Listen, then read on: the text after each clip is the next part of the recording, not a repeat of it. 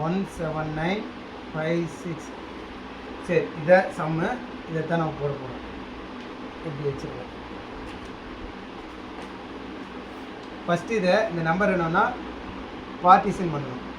இங்கிருந்து 2 2 1 2 1 1 2 1. அப்போது 1,79,56. இதுதான் சம்.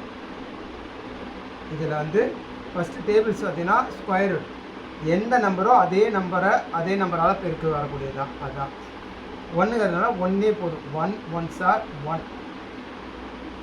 1 போனால் 0. அது போட வேண்டிய அவசியம் இல்லை. நெக்ஸ்ட் ஸ்டெப்பு இதை கீழே இறக்கிறோம். 79.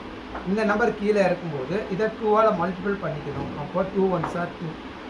இதுதான். இதுக்கப்புறம் தான் நம்ம அடுத்த ஸ்டெப் போகணும்.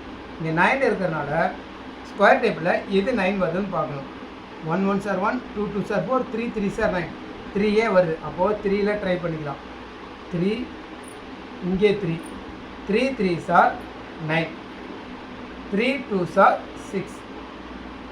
69ல் 9ல் 9 போனால் 0, 7ல் 6 போயிட்டா 1. நெக்ஸ்ட் ஸ்டெப்பு இதை அப்படியே கீழே இறக்கிடுறோம். 56. சரியா? இப்போ அடுத்து இந்த நம்பர் கீழே இறக்கணுமா? 2 அப்படியே இறக்கிறோம். ஏன்னா ஆல்ரெடி இதை 2ஆல் மல்டிபிள் பண்ணலை.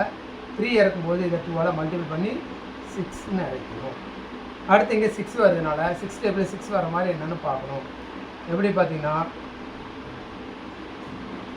2 2s are 4, 3 3s are 9, 4 4s are 16. அப்போ 4ல் போடலாங்க. போட்டு ட்ரை பண்ணலாங்க.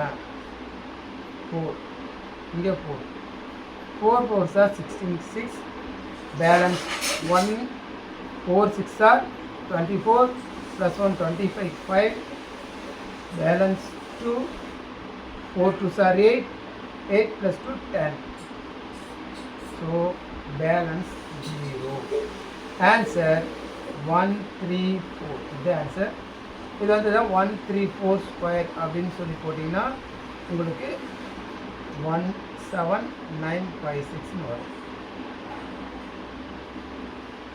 ஓகேயா?